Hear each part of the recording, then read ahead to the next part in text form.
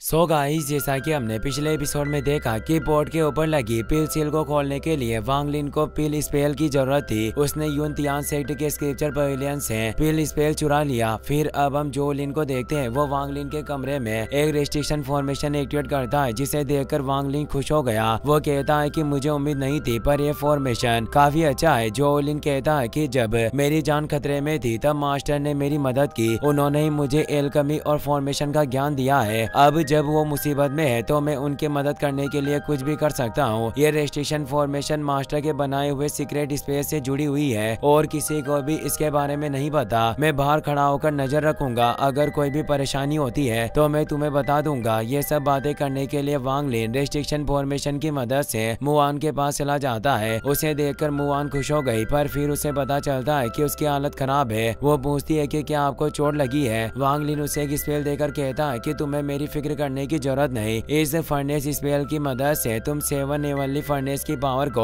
Activate कर सकोगी। वो कहती है कि 7 एवन सीजिंग फर्नेस यून तियान सेक्ट के एंसेस्टर फाउंडर का बनाया हुआ एक डिवाइन आर्टिफैक्ट है। पिछले 1000 सालों से 7 एवनली फर्नेस की मदद से स्ट्रॉन्ग और बहुत ही ज्यादा स्पिरिचुअल एनर्जी इकट्ठी की जा रही है। पिल्स को रिफाइन करते हुए 7 फर्नेस जुड़ जाते हैं और उसकी पावर की मदद से हम बहुत सारी पिल्स को रिफाइन कर सकते हैं। अब हमारे पास फर्नेस स्पेल है, तो जब यून तियान सेक्ट के एंसेस्टर से पिल से रिफाइन करेंगे तो हम स्पेल की मदद से चिपकर 7 हेवनली फर्नेस की ग्रेट स्पिरिचुअल एनर्जी का फायदा उठाकर उससे पिल सील को खोल सकते हैं। वांग लिन पूछता है कि तो क्या यह फर्नेस भी 7 हेवनली फर्नेस में से एक है। मुआन कहती है कि आप गलत समझ रहे हैं, यह 7 हेवनली फर्नेस का हिस्सा नहीं, बल्कि जैसे ही मुझे फर्नेस वॉर्जिंग के बारे में पता चला मैंने इसे छिपकर बना लिया। सच कहूँ तो मैं किलर चेन की तरह एक अल्टीमेट वेपन बनाने की कोशिश कर रही थी, ताकि अगर यून तियान सेक्ट मेरे साथ कोई जबरदस्ती करने की कोशिश करे तो मैं इस फर्नेस की मदद से 7 हेवनली फर्नेस को डैमेज कर सकूं।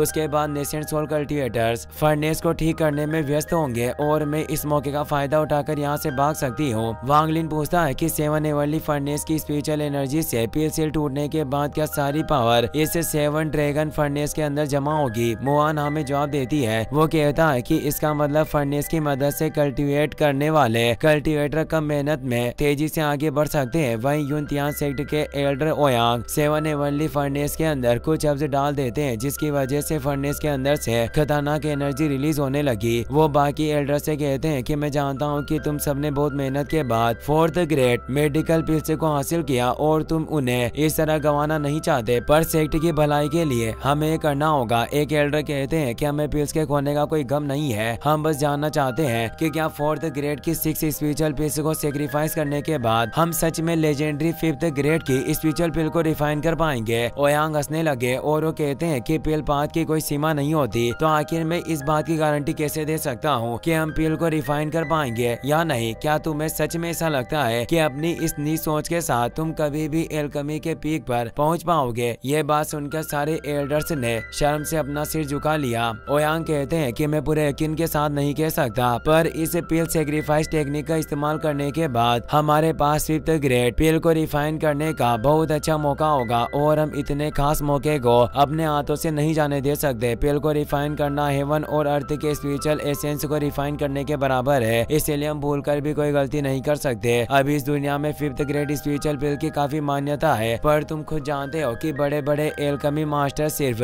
यही नहीं रुकते हैं, वो 6th ग्रेड से लेकर 7th ग्रेड की डिवाइन पिल को रिफाइन करने की कोशिश कर रहे हैं। सारी बातों से मोटिवेट होकर एल्डर्स पिल सेक्रीफाइस टेक्निक को इस्तेमाल करने के लिए तैयार हो गए। सब ओयांग के साथ मिलकर 7 हेवनली फर्नेस को एक्टिवेट करते हैं, जिसकी वजह से वहाँ बहुत ही ज्यादा एनर्जी रिलीज होने लगी। मुआन के ड्रैगन फर्नेस ठीक 7 हेवनली फर्नेस के नीचे था। वांग लिन उसके अंदर बैठकर और मुआन पिल सील को भी फर्नेस के ऊपर रख देती है, ताकि ग्रेट स्पिरिचुअल पावर से सील अनलॉक हो जाए। एक एल्डर फर्नेस के अंदर 4th ग्रेड डीमन ब्लड पिल डालते हैं, जिसकी वजह से फर्नेस से जोरदार ग्रेट स्पिरिचुअल एनर्जी रिलीज होने लगी। वांग लिन एनर्जी को एब्जॉर्ब करते हुए कहता है कि इस एल्डर की एल्केमी स्किल्स सच में काफी अच्छी है। मुआन बताती है कि एक एल्डर ओयांग एक बहुत ही अच्छे एल्केमिस्ट है और उन्होंने ही इस पिल सेक्रीफाइस टेक्निक को बनाया है, जिसमें हम लो लेवल की मेडिसिन पिल्स को सेक्रीफाइस करके हाई लेवल पिल्स को रिफाइन कर सकते हैं। ओयांग एक एक करके सारी 4th ग्रेड पिल्स को फर्नेस के अंदर सेक्रीफाइस करते हैं, जिसकी वजह से 7 हेवनली फर्नेस से बहुत ही ज्यादा एनर्जी रिलीज होती है। उस एनर्जी की वजह से पिल सील अनलॉक होने लगा। मुआन अपने डिवाइन कॉन्शियसनेस की मदद से अंदर देखती है तो उसे पता चलता है कि अंदर 7th ग्रेड की ग्रीन क्लाउड पिल है। वांग लिन के स्पिरिचुअल एनर्जी एब्जॉर्ब करने की वजह से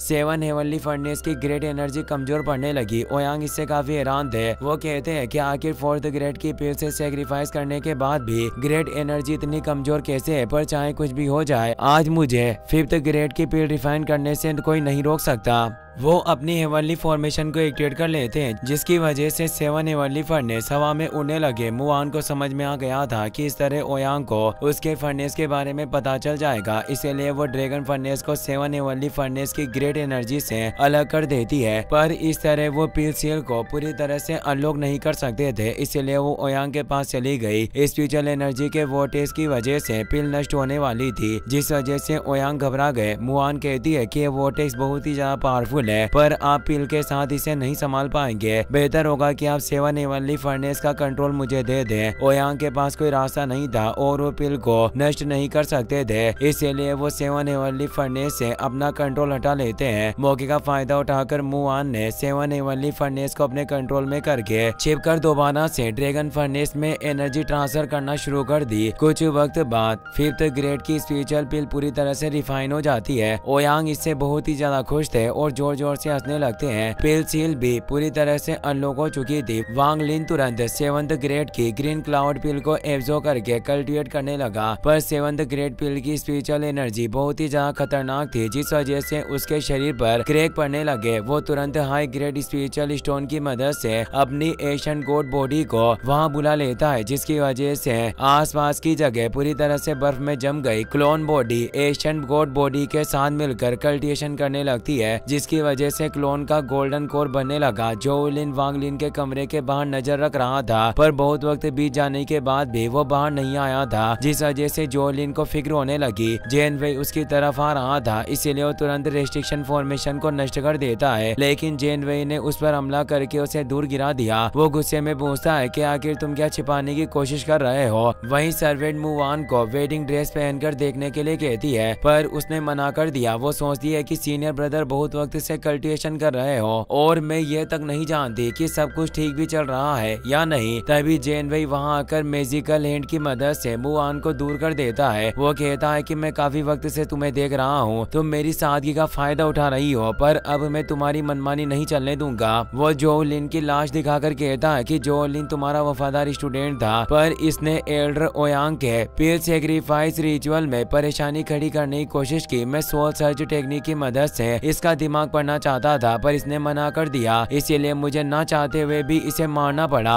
मुआन को इससे काफी गुस्सा आता है। वो कहती है कि तुम्हारी हिम्मत इतनी बढ़ गई है कि तुम बेवजह मासूम लोगों को मार रहे हो। शायद तुम भूल गए हो कि यूनतियान सेक्टर में लोगों को मारना मना है। जेन वेई कहता है कि यूनतियान सेक्टर में मैं किसी को भी मार सकता हूँ, कोई मेरे खिलाफ उंगली नहीं उठाएगा। अगर मैं तुम्हें भी मार दूं तो मुझे कोई फर्क नहीं पड़ने वाला, इसीलिए बेहतर होगा कि मेरी पीठ पीछे कोई चालाकी करने की कोशिश मत करना, वरना अंजाम इतना ज्यादा खराब होगा कि तुमने कभी सपने में भी नहीं सोचा होगा। ये कहकर वहाँ से चला जाता है। जो लिन की लाश देखकर मुआन रोने लगी। वो कहती है कि मैं तुम्हारी मास्टर हूँ और मेरी वजह से तुम्हारी जान चली गई, इसके लिए मुझे माफ कर देना। दूसरी तरफ वांग लिन ने 7th ग्रेड की ग्रीन क्लाउड पिल को पूरी तरीके से एब्जॉर्ब कर लिया था, जिससे एशियन गॉड बॉडी का गोल्डन कोर बनकर तैयार हो गया और उसकी नेसेंट सोल भी बन जाती है। वो सोचता है कि मेरी नेसेंट सोल बनकर तैयार है, अब मुझे सिर्फ स्पिरिचुअल एनर्जी फ्यूज करने की जरूरत है, जिसके बाद मैं आसानी से नेसेंट सोल रियल्म में ब्रेक थ्रू कर सकूंगा। सभी जी लाइटनिंग उसके शरीर से निकलकर उसकी नेसेंट सोल पर अटैक करने लगी। वांग लिन उसे रोकने की काफी कोशिश करता है, पर जी लाइटनिंग उसके काबू से बाहर हो चुकी थी। वो लगातार नेसेंट सोल पर हमला करने लगी, मगर हैरानी की बात थी कि नेसेंट सोल को जी लाइटनिंग के अटैक से कोई फर्क नहीं पड़ रहा था। अगले दिन जेन वेई और मुआन की शादी थी, जिस वजह से यूनतियान सेक्ट को अच्छी तरह से सजा दिया गया और शादी में अलग अलग सेक्ट के बहुत सारे मेंबर्स आते हैं। लो ये सेक्ट के मास्टर तियानी जेन वेई के पास आकर उसकी तारीफ करने लगी, जिससे वो काफी खुश था, पर मुआन के चेहरे पर खुशी की जगह एक उदासी थी, जिसे देखकर तियानी चौंक जाते हैं। उन्हें शक हो रहा था कि मुआन शादी के लिए तैयार नहीं है, पर उनके कुछ पूछने से पहले ही एल्डर उन्हें अंदर ले गए। जेन वेई मुआन से कहता है कि बेहतर होगा कि अपनी इस उदासी को भूलकर थोड़ा खुश हो जाओ, क्योंकि अगर लोगों को शक हो गया तो हम मुसीबत में पड़ जाएंगे और इससे तुम्हें भी काफी परेशानी का सामना करना पड़ेगा। मुआन को इससे उसे काफी गुस्सा आता है, पर वो चाहकर भी कुछ नहीं कर पाती। उसकी आखिरी उम्मीद सिर्फ वांग लिन था। कुछ वक्त बाद दोनों की शादी शुरू हो गई। मुआन की खूबसूरती देखकर सब लोग दंग रह गए और जेन वेई को खुशनसीब कहकर बुलाने लगते हैं क्योंकि उसे इतनी सुंदर पत्नी मिली। सोंग किंग कहते हैं कि साधारण इंसानों की तरह कल्टिवेटर्स के भी शादी को लेकर कोई रिचुअल नहीं होते। तुम दोनों सिर्फ वाइन कप लेकर एक दूसरे को टोस्ट करो